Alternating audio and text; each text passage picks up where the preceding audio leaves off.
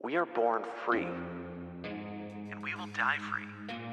The time in between, though, That's complicated. in that time, governments, institutions, and our egos will limit our ability to find true freedom in this life. These are real stories of real people overcoming the odds, persevering in justice, and unlocking their potential. Welcome to Finding Freedom. Here's your host, John Odermatt.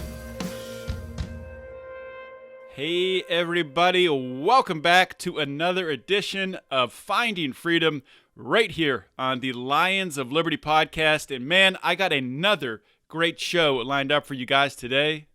Before we get to it, just want to remind everyone, if you've been listening to the show for a while, or even if this is your first or second time listening and you like what you hear, please, we would really appreciate it if you would consider going to iTunes or whatever app you're listening to this on. Give it a 5-star review, give it a 5-star rating, and leave us a nice little review. Would be appreciated. And hit that subscribe button. I mean, with what Mark on his Monday show, Brian on his Wednesday show with Electric Liberty Land, and myself on Thursdays with Finding Freedom, what we try to deliver to you is the best value you can get in a variety show type podcast. And we're bringing you, great interviews on Monday with leaders in philosophy and the liberty movement and entrepreneurship. And Wednesday, Brian McWilliams is giving one of the most unique takes on culture and current events and putting his comedic spin on things. Just a great show. And myself on Thursday, of course, what I've tried to do recently with my change is expand and really look at life as a whole, not just the criminal justice system, but through business ownership and through different things that we can do in our lives to apply the principles of liberty and overcome obstacles and find freedom in our own life. That's my goal with this show. So please support us. If you haven't yet, really consider even supporting us and becoming a patron. We have some great giveaways. Great stuff that you get access to, bonus content, stuff like that, all kinds of merchandise, depending on the level that you join. Access at our Nittany level and above, you get to actually produce a show and tell us what you want us to talk about. So check that out, patreon.com/Lions of Liberty. And I really hope you guys enjoy today's show. I got a really awesome guest for you today. Okay, my guest today on Finding Freedom is John Bolen. In 2006, John was charged with conspiracy to import 5 or more kilos and possession with intent to distribute and a bunch of other charges related to that. The important takeaways here, and we'll get into his story. John was a first-time offender. Very unique story in that we'll talk about he had a fishing business that had fallen on hard times due to hurricanes and things like that. And that's how he ended up getting entangled in this drug trade. Ultimately, he was sentenced to life in prison, first-time offense. And if you remember back in August of 2020, his wife, June, was on this show to advocate for his clemency. And thankfully, in October 21st, John was granted clemency by President Trump. And he's here with us today. John, welcome to Finding Freedom. Yeah, thank you. Thank you for having me. It's I'm lucky, and I've definitely been blessed, and I'm very appreciative. Super happy to be here. Yeah, it's awesome to have you here, man. And Yeah, you did 2006. I guess you started serving your time. So what was it? 14? 14 15? years. Yeah, 14 years. So it's always amazing to me. And you can expand on this, when someone like yourself does get out after serving this time, a real injustice, first time offense, sends to life. It's just absurd. And you have a good attitude about it. Do you have any sort of resentment about your sentence, about the time that you served? 50-50. There's my resentment is more regret towards the stupid decision that I made to get there in the first place. The other part of that is the resentment because I did wrong. I deserve to be punished. Make no mistake. It's I did something incredibly stupid. Really don't know what was going through my head at the time, and I regret every second of that decision. The pain I caused my family, that sort of thing, and the hardships. The resentment comes in because there was Well, first of all, the sentence. For life sentences, I had never even had a speeding ticket. I've never been in trouble. Hmm. Um, the resentment comes in because I think of the conspiracy laws and how everything just kind of exploded, and my whole entire case just went from bad to worse.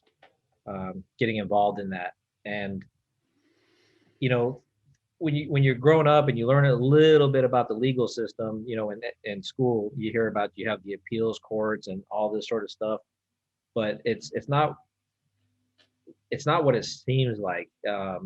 It's an adversarial process from the minute you're indicted all the way through, all the way up until the appeals process, even the clemency process. It's an adversarial process with the government. They Hmm. fight you every step of the way. Um, and there's been over the years, I've had some pretty good grounds for appeal, which I could have maybe had a sentence reduction. When the drugs minus two came out, I know you're familiar with that. Hmm. I had an opportunity there to maybe get a sentence to 30 years, and they still fought me tooth and nail on that and ultimately denied me there. So, those little things, they all add up, and that's where the resentment comes in.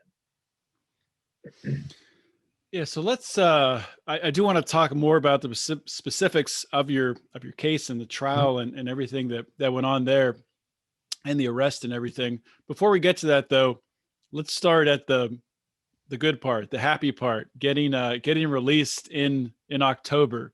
The happy part. I had no idea it was coming. Obviously we were hopeful. Um, there was some advocates for us, Amy with Can Do, Hmm. and she's just did phenomenal work, um, highlighting my case and knocking on doors and talking with Yeah. people and really putting me out there. But working backwards, in federal prison you have 4 o'clock count. And so you're locked behind the door for at 4 o'clock. Usually it's an hour and a half. And it was a Wednesday, and a case manager from a different unit, a lady that I never normally deal with, she knocks on the door and she's asking me what my release address is. And so I give it to her just automatically. Then I kind of ask her why, and she tells me that, well, you're going home. And I immediately tell her, I said, don't screw with me, lady. Don't screw with me, because just a little backstory there. A lot of times they'll come in and then somebody will have an immediate release or some action on their case, Hmm. but they have a similar federal register number or a similar name to another inmate. And I've seen it happen time and time again where they've even packed up and sent the wrong inmate out to the front Wow. thinking he's going home, and then he comes back and the guy's deflated and worse, if you can imagine. So my initial thing is listen, don't screw with me, this. And she said, no, I'm not screwing with you. And so I had asked her at the time, I said, well, is it clemency or is it my 3582? Because I had did a compassionate release motion. Hmm. With the First Step Act, they expanded the use of compassionate release, and I had some grounds that I was applying for, which that motion is actually still open in the court, ironically. But she tells me that the president let me out, and I Wow. just, oh my God, I could not believe it. I just started crying and shaking. And she's telling me that they've got to get me out and they've got to get me out now because it's immediate release, executive clemency. And she's working overtime. I've got to catch a bus to go down to Orlando to catch another bus to get on Miami and all this stuff. And then my cellmate at the time, he's just concerned because he wants my property. And I'm telling him, listen, you could have everything I have. I'm taking my personal photos. I don't care about anything. Just let me get my personal photos out of here. And so, long story short, they that was at 4:15. By 5:30 or so, I was out the front door, and I was in there's a not a taxi, but a car service that the prison uses, Hmm. for inmates, and they had to get me to a bus station in Orlando. Apparently, I guess they had something with my probation because I still have 5 years supervised release. When the judge sentenced me to 4 life sentences, he said I still have 5 years supervised release. And it's funny because well, it's not funny, but he said it with a grin on his face. I'll never forget my sentencing when he said, after my life sentence, and I still have 5 years supervised release. But So long story short, that's what happened there. I did get a phone call. I didn't know if June had known or what was going on, but I'm thinking, well, I have to have a ride, and there's over the years, with the trying to visualize if this day ever came for me and I was granted my release, what would I say to June on the phone, And I've had all kinds of witty little things that I wouldn't say to her and this and that, and I'd make a joke or hey, I need a ride, just be flippant about it. And I got on the phone with her and I just said all I could say was it's over, and just started bawling. It's bawling, and I couldn't stop crying. And that was in the car when you were on your way to the bus? That was in that between that 4 o'clock to 5:30 time, because I had to go to the back to sign some papers with the officer, and she let me call my family, and we arranged for them to come meet us at the bus station in Orlando, and it was just surreal. And it's funny, John, because part of me I knew it was happening, but I was still apprehensive about if this is for real, if this was the thing. I had seen on the counselor's desk the copy of the clemency with my name on it, with President Trump's signature on it. Wasn't furnished a copy. I did actually get one from the White House a few days later, mailed to the house. But at the time, I'm back there in the office. I'm making the phone call to June, this and that, and she had heard through Alice Marie Johnson that I was being released. So they were actually already en route to Orlando to come pick me up, and all this was going on the outside, and I had no idea, Oh, wow. And we were all of us were just bawling because it was instant.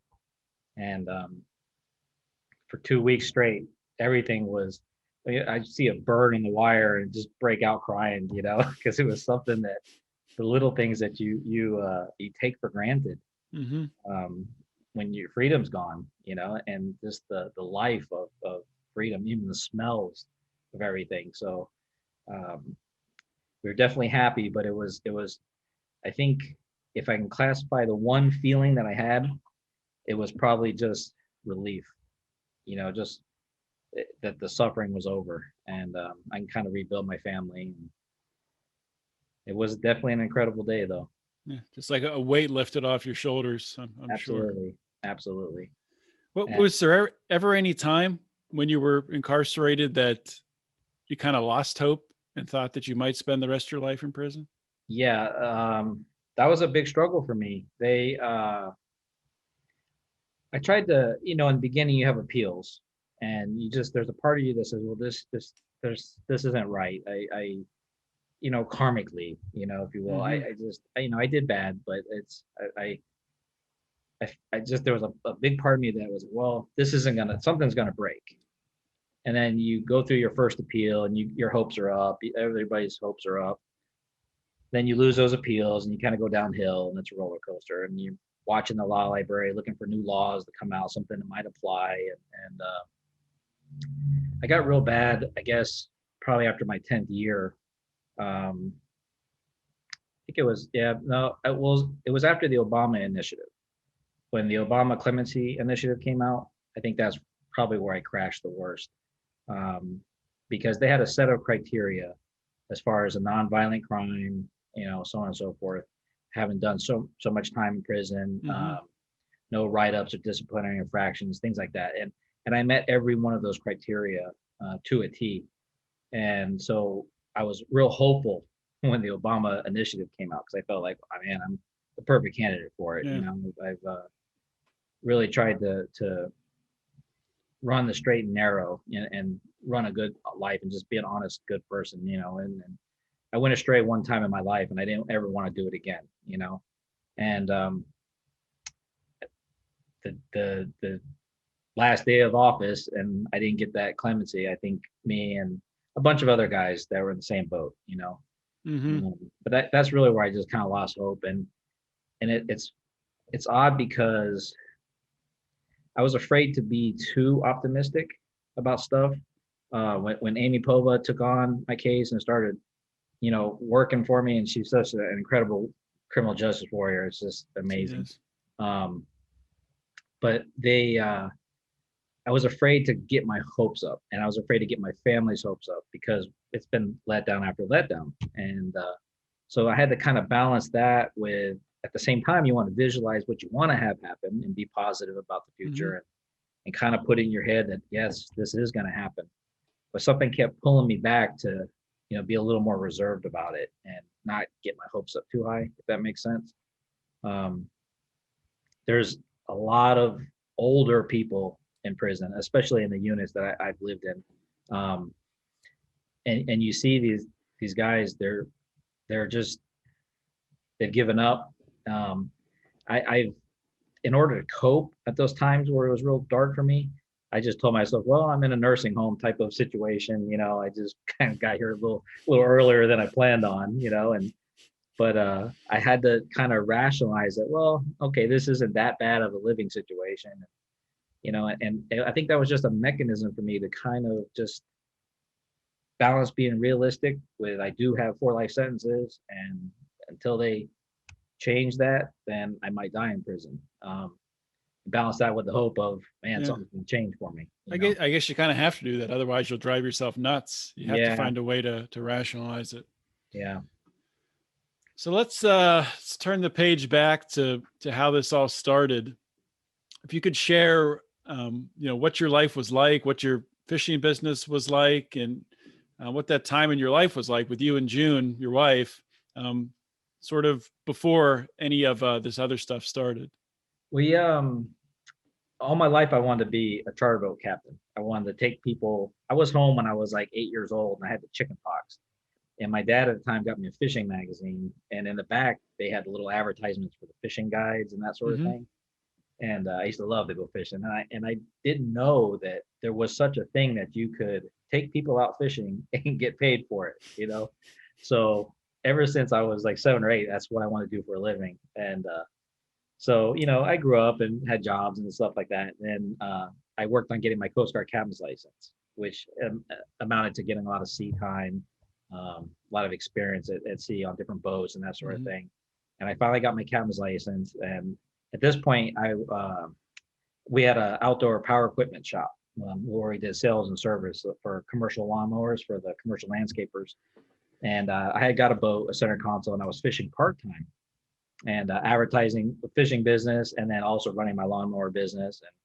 And my son was born around that time. And I kind of wanted to take it to the next level and fish full-time. And we ended up, selling the business and getting another boat and fishing full-time.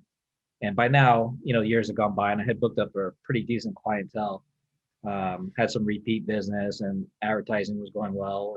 And weather permitted, I take customers out fishing in the ocean and just have a great time fishing, and end up and getting paid to go fishing. It was like the dream come true. So this is like you're doing deep sea fishing? Deep sea fishing, yeah.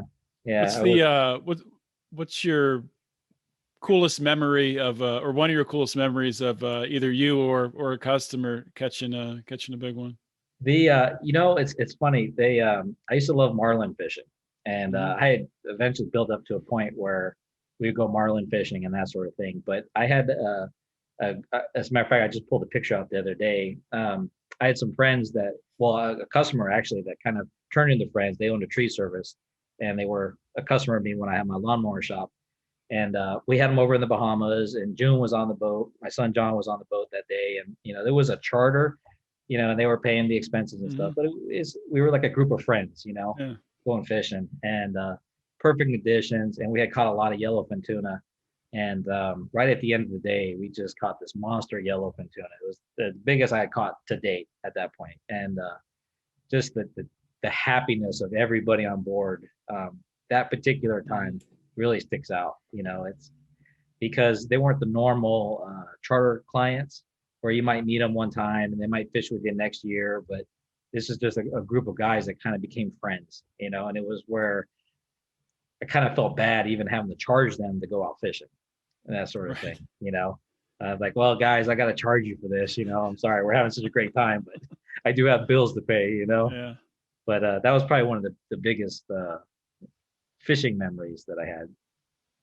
But So, years go by, and then in 2004, we had a run of hurricanes that came through our coast, and Hurricane Francis, Gene, and Ivan, I think it was. It devastated my little area. The marina that I was docked at was just destroyed, and my boat was landlocked. The roof ripped off my grandma's house. My mom's house got damaged. Our house got damaged. Um, if you go back and look at the area at the time, it's like everyone had blue tarps on their roof, and we had no power for like 3 weeks, 4 weeks, and the marina was saying that I wouldn't even get in the water for at least 6 months because they had boats piled up, laid over their side, on the concrete on dry dock and sunken boats and all this. And that was a scary time for me because we had sold our lawnmower shop and put everything into this fishing business. And that was a rough go. During that time, I kind of stayed busy because I was doing drywall and replacing wet insulation and working in my family's houses, getting things back together. And the irony is at that time we were getting a lot of calls for trips because there were so many out of town workers that had come down to Central Florida, linemen and insurance agents and adjusters, roofers.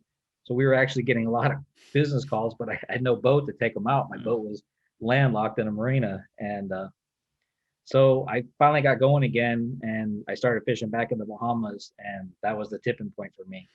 I had some guys over there that offered me the opportunity to make some quick money, and all I had to do was let them use the boat, hand the keys, and they would use the boat to smuggle drugs, which is a big thing in the Bahamas, apparently. And So you weren't even on the boat when they were doing it. no, never. I had the whole thing of I had them the keys, and they would use the boat and bring the boat back, and then they'd hand me cash for the use of the boat. And John, that's where I screwed up, because somehow in my mind, I rationalized it and I justified it that, well, because I'm not seeing any drugs, I'm not handling any drugs, I'm really not even seeing the guys on the boat. I rationalized in my head that, hey, it's not that bad. I was able to take that little bit of cash, which really wasn't much in hindsight, and pay my bills for another few months, until things kind of got picked back up. And that went on for about 8 months. About seven or 8 months. And one night or one early morning, I got a call from the Coast Guard, and there they are in the middle of the ocean. They got my boat stopped, boarding the boat, and wanted to know if these guys had permission to use my boat. And I said, yeah, I gave permission. I gave them the name of the captain. And that's after that I was arrested. So what happened? They got stopped, or they had troubles? No, they were bringing the boat back because they had run aground. I'm not sure this is something that came out during trial, but they were coming back with a bent prop. And I had scheduled a boatyard time to fix the prop, and they were bringing the boat back down into Fort Pierce, which was a boatyard that we used down there. And the Coast Guard stopped them 48 miles out from the States. And from there, they did an at-sea boarding, and I guess the captain of the boat was telling the Coast Guard officer that he was just trying to make a better life for himself. And the guy got suspicious, naturally, the officer. So they brought the boat into Fort Pierce, where Customs and Border Protection brought the dog on board, and then located some cocaine they had in some bags or suitcases or something like that. And that was it. And I had gone to trial. And at trial, these two guys testified against me. And speaking about the resentment earlier, this is kind of where some of that resentment enters back in, because even during my trial, both of these guys had said, well, I was allowing them to use the boat, and that's all there was to it. They testified that I wasn't there, I wasn't at the loading or unloading, I was loaning them the use of the boat for this purpose. And being that they were testifying for the government, there's kind of that incentive, because they get that substantial assistance, right, for helping the government, and they get time cuts, Rule 35 time cuts off of their sentence. And the one guy who I didn't know, he just blew everything up and said, well, we did this trip back then, we did this trip. But every time he's speaking, he's talking about 50 kilos, 20 kilos, 60 kilos, enough to put anybody away for a long time. And I'm bumping my lawyer, and I'm thinking about the timeline, like I didn't even own the boat then. I didn't. He's talking about something else, or you know, easily deniable facts. You know, and that's where I'm. Were these guys all from the U.S. or? No, they were Bahamian citizens. Okay.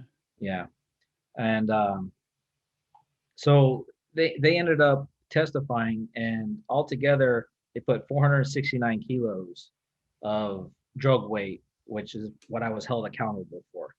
Um, and I know you're familiar with the conspiracy laws. Mm-hmm. So, being that it was a cocaine conspiracy, I'm held liable for the actions of all my participants. And how it read in my indictment was named or unnamed participants.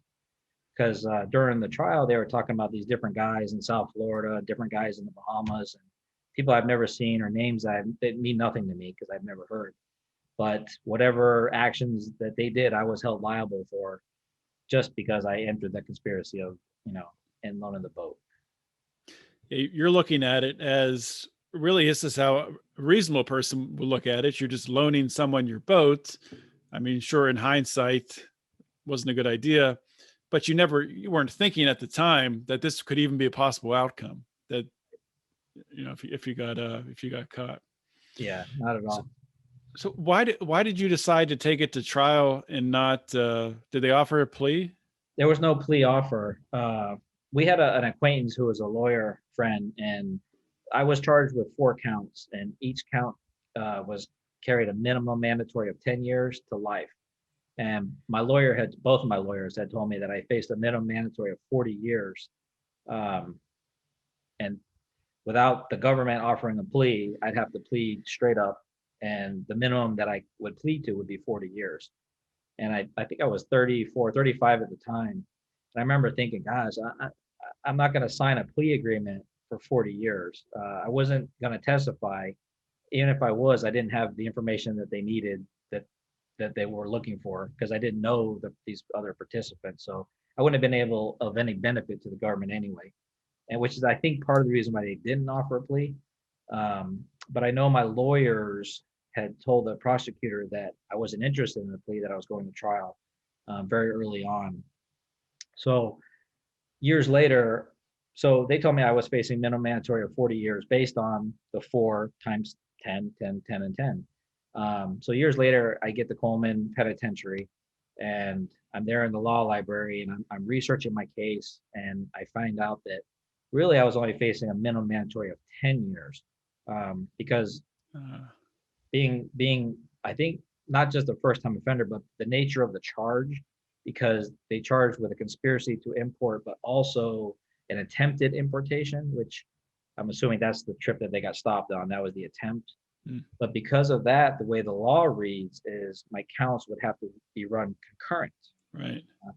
I had no idea what concurrent actually meant in terms of the law. I mean, I know what concurrent means, but I didn't know there was such a thing, a difference between concurrent and consecutive sentences. So the way my lawyers explained it, and maybe the way they understood it, that I would face 4 10-year sentences consecutively. Yeah, they might have misunderstood it too. I mean, that's common in these cases because it's confusing law. Yeah, definitely. I kind of feel like, well, that's something they probably should have known, but I can kind of laugh about it now.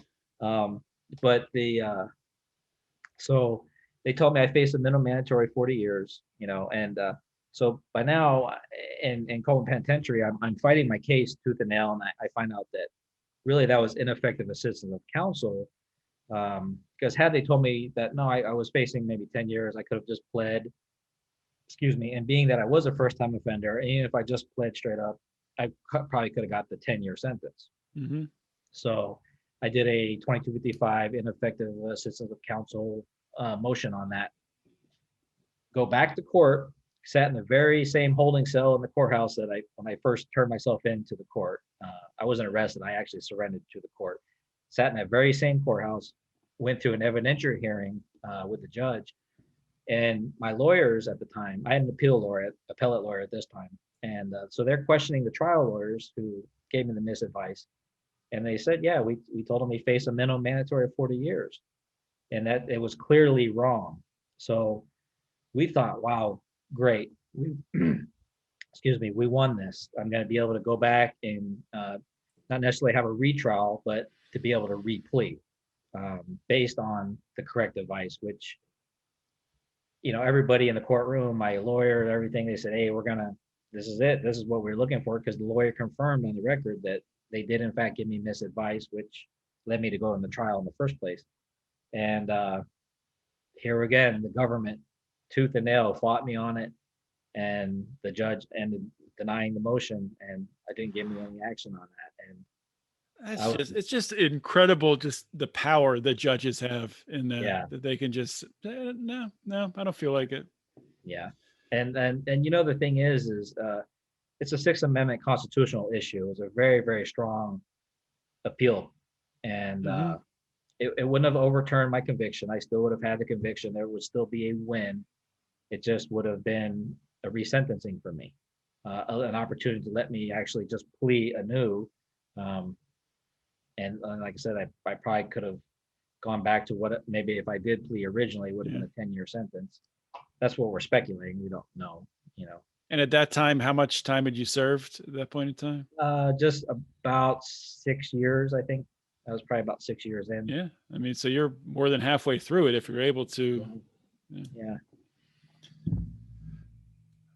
So this all happens. Did you have other appeals after that then, or was that? Well, I did. When that drugs -2 legislation came out, where they were reducing the drug table by 2 points for all offenders. At the trial, they testified that I had 450 or 469 kilos. And that's was based on when he was saying, oh, they did this trip then, they did this trip, and all that drug weight I was held accountable for. Well, the drugs -2 came out, and it had the effect of lowering I'm not a lawyer, but as best I can explain it, lowering the drug table by 2 points. And at the time when I had gone through trial, my drug table started at level 38, which was anything for 150 kilos and up. That was the upper level of where they would start your scoring. So I started at a level 38. So when the drugs -2 came out, they were lowering that. So the new level 38 would be the level 36, 150 kilos. But what they did is they added a new upper ceiling, 150 kilos to 450 kilos.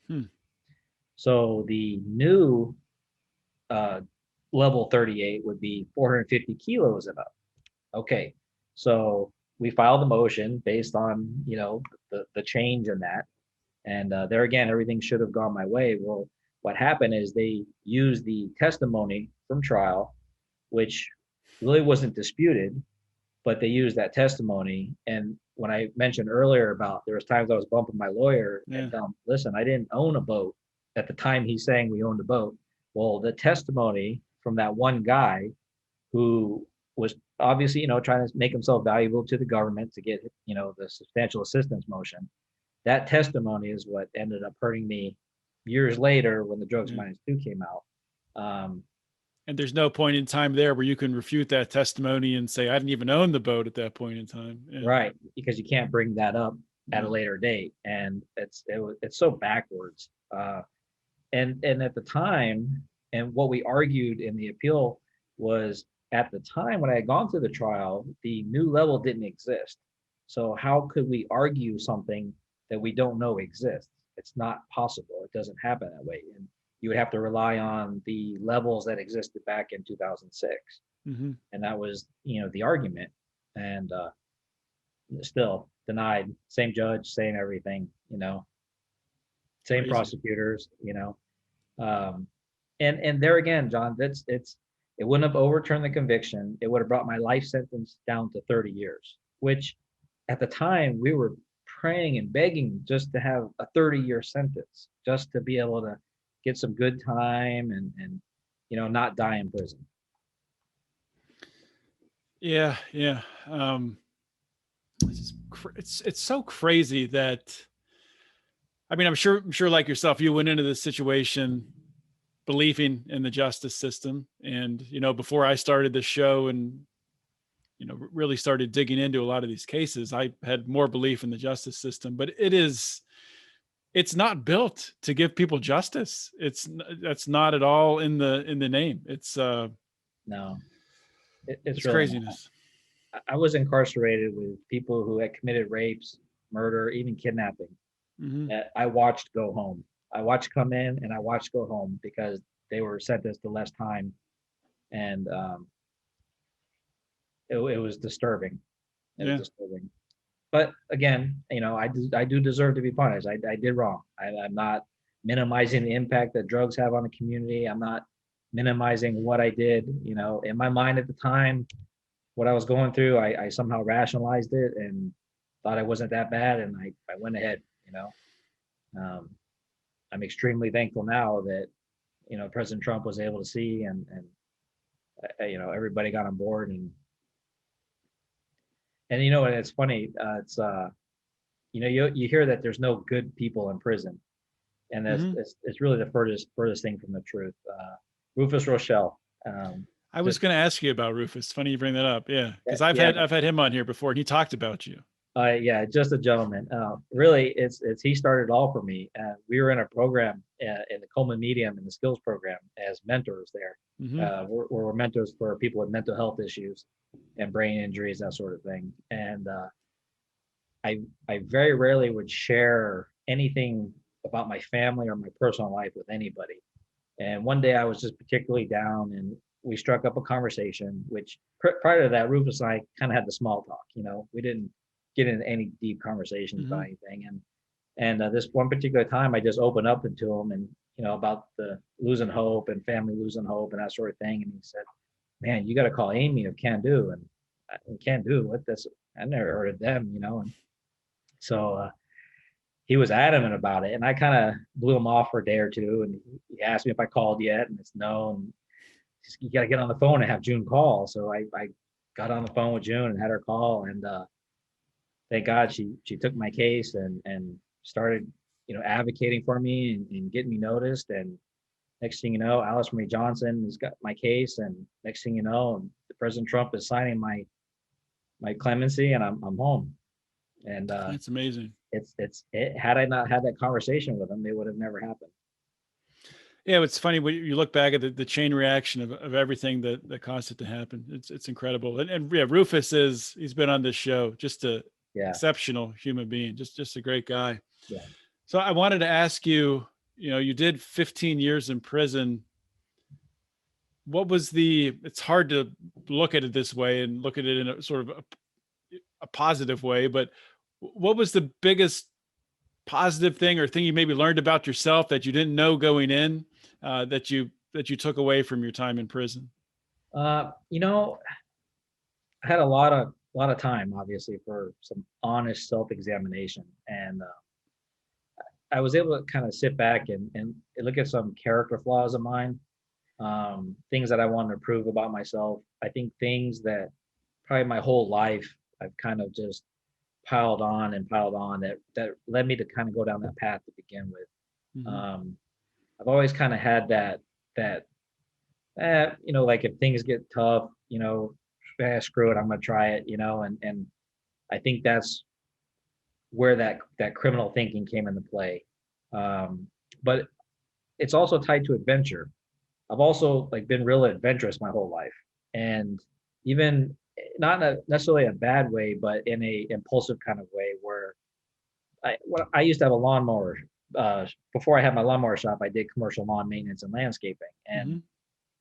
I used to deal with certain lawnmower shops in the area. And one day I went there, I felt like I was mistreated. They were very friendly, and spent a lot of money buying supplies and consumables there. And I remember I came home that afternoon and I told June, I said, "We're going to open a lawnmower shop." And she's looking at me like I'm crazy. And I didn't stop. I literally went from that moment to every second until I was able to get the funding together and open up a lawnmower shop. And I just went 0 to 60 impulsively. Know nothing about what it takes to run a lawnmower shop. Um, I had worked on my own equipment, but I didn't know, what it would take as far as inventory and vendors and that sort of thing. Hmm. Um, so it worked out. luckily, we had a thriving shop, but it was, by the seat of my pants. But that impulsiveness in me, I was able to kind of really sit back and examine that, like, okay, it's you have to be a little more calculated and thoughtful when it comes to big life decisions. Yeah. Well, so, I mean, some of that can be good though. I mean, you need a little bit of that if you can, Yeah, I guess, use it as a tool and it's not a yeah, hindrance, I guess. yeah. But I'd say that that's probably one of the biggest things I was able to look back in hindsight and say, okay, because I've kind of always been like that. I get a wild hair and I just take off. Hmm. I don't really plan it out. And it could be good, but it was bad when I decided to become a cocaine smuggler. Yeah. Man. So now that you've been out for what, I guess coming up on 6, 7 months. Yeah, about 6 months. Um, when you look even farther forward ahead, 5 years, 10 years from now, where do you see yourself then? What kind of things do you envision? What kind of goals or just things you want to see either in your personal life or professional life or both? It's funny. June and I talk about that a lot. I have, I want to get back into business again. I've been self-employed a lot. I've had a lot of businesses throughout the years. Um, in the short term, I'm just doing little things here and there just to, add the money to the till and survive. But it's, I really want to, I have that phrase about island time. Um, I spent a lot of time in the Bahamas and Hmm. fishing and working over there and that island time is a slow time. Things just kind of slow down. So I really just want to slow the time down. Obviously, I'm on the back half of my life now, and it's funny because it seemed like those 14 years have just dragged by. But now that I've been home, the 6 months have just sped by super fast. Hmm. Uh, and I want to try to slow that time down. And in our minds, and the way we've been thinking about it is just kind of live a simple, basic life, no frills, nothing fancy, just survive. I've been digging in the garden and fighting with the squirrels because they're eating my tomatoes and sunflowers. That's the But worst. that's it's the joy in those little things Yeah. that's really all I care about. And if we could slow that time down to kind of island time speed and just enjoy life. And as far as June and I go, she's been a fantastic mother, wonderful wife, and completely supportive. And I'm so thankful. And it's funny because the 6 months it's that we've been together since I've been home, there's been no awkwardness, or it's like we just picked up where we left off 14 some years ago, Hmm. and which is really cool. So that's really it, John. Just kind of just slowing the clock as best as I can, and you know, Yeah, well, I mean, to be honest, that's good advice for anybody. I think too much in today's world. I mean, I'm as at fault as anyone else. You get tied up in doing all these different things, and yeah, I like that. I need more island time in my life. I'm going to get some soon. I'm taking my family. We're going on a little vacation here at the end of May, going down to nice, North Carolina. So I'll excellent, look excellent. forward to unwinding then. Yeah. But that's really all the questions I have. I want to give you some time if you have anything that you any parting words of wisdom or anything that I didn't ask you about you want to talk about, or if you have something that you want to plug, just some time to do that. Well, no, there's I learned a lot. I made a mistake and I paid for it, and I'm extremely, extremely thankful for the people in my life and the support system. And like you and I were talking in the beginning, having the voice and having advocates out there is such a godsend for people in prison. There was times where I would just be in a completely bad, dark place. Didn't even want to call home because I know how my demeanor was, my attitude, and June, my wife, would detect it in a heartbeat. Um, or where you're at that point where you just want to give up. And then I would have a nice little email from Amy Kendu, and she'd just give me a one-liner. And it was something that's so simple, like, "Hey, the cavalry is coming. Hang on, Mhm. we're gonna get you out of there." And things like that are priceless for people in prison. And there's a lot of people still in prison. Yeah. And it's funny because when I got a life sentence as a first offender, I thought there's no way that everybody has that. I'm the only guy. And it's not true. There's a lot of lifers in there that is their first offense, non-violent offense.